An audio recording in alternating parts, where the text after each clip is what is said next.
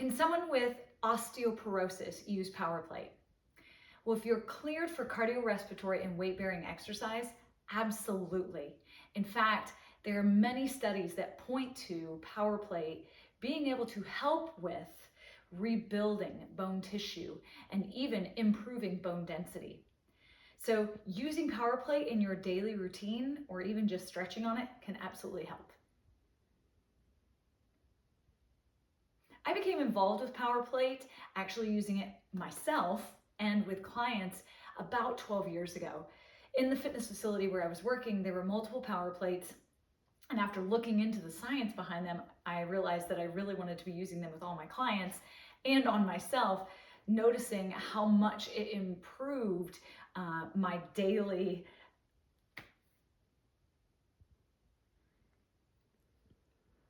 I became involved with power plate about 12 years ago when I was using it both for myself and for clients that I was training. I was amazed after looking into the science how well it actually got rid of muscle soreness and helped with the recovery aspect with my clients, which was something that my clients really struggled with, that idea of being sore and not feeling good. The other thing that I loved was that with the active aging population that I was working with, I could get them moving both safely, effectively in a warm-up, as well as doing some things to help them with quality of life, living at home for longer periods of time in a really safe way, utilizing power plate in my training.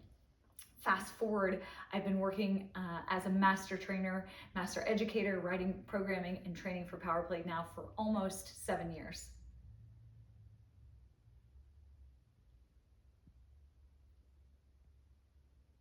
I often get asked what my favorite part about power plate is, and that's a really hard one to answer because there are so many things I love about the power plate.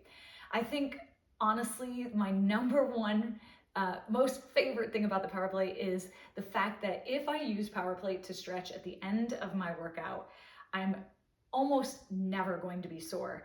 And to be able to go in and have a session in the gym, to be able to work out and do the things that I want to do and then not have that soreness after is just amazing for me and my quality of life because I love being at the gym. I love being active.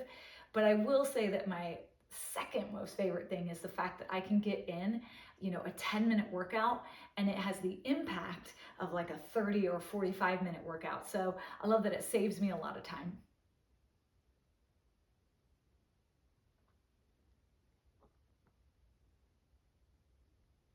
People often ask if there are contraindications to using power plate or if there are certain populations of people who can't use power plate. And the great and amazing thing about it is that there isn't. The power plate doesn't have any contraindications. Some people might. So if you are not cleared for weight bearing or cardiorespiratory exercise, then the power plate's not for you.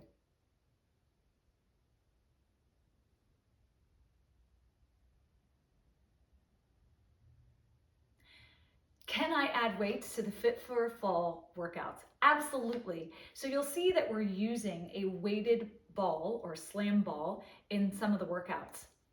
If you have extra dumbbells at home or heavier weights that you'd like to use, you can add those to any of the exercises that make sense for you and feel good for you on the power plate.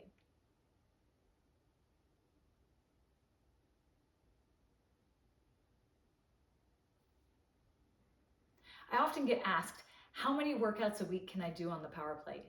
Well, you'll see in the Fit for Fall, we have a specific schedule that we were working with, but you can actually use your power plate every single day. I myself do. I come down almost every single morning after waking up and do a little light stretching or maybe some yoga or even just maybe stand there for a few minutes to get the blood circulating. So we always want to be mindful of how much we're loading our body from the day before and how we're feeling and using that as a guideline for how intense the next workout is going to be on the power plate. But you can absolutely stretch or move or even just stand to get your circulation going on the power plate every single day.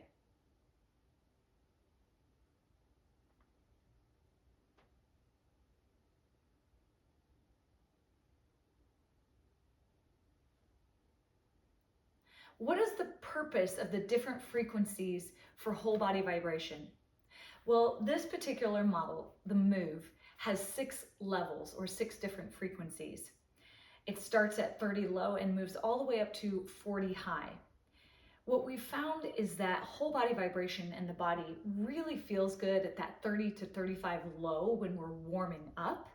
That lower end, just like in a traditional warm up, we wouldn't start with a sprint, we wouldn't start with box jumps, we would start with a low setting. We think of the frequency on the power plate just like you think about the intensity or how heavy a dumbbell is or how fast the treadmill is moving. It's simply your intensity dial. So lower frequencies are going to be used for warm up. You move into that mid range for maybe the workout, and then you can use those higher end frequencies actually for recovery. Why? Because the therapeutic benefits of both that targeted vibration as well as whole body vibration in those more passive massage or stretch positions are actually quite beneficial as well. Now, it really is a personal preference as in addition to all of that. So if certain frequencies don't feel good to you, stick with the ones that do and you won't go wrong.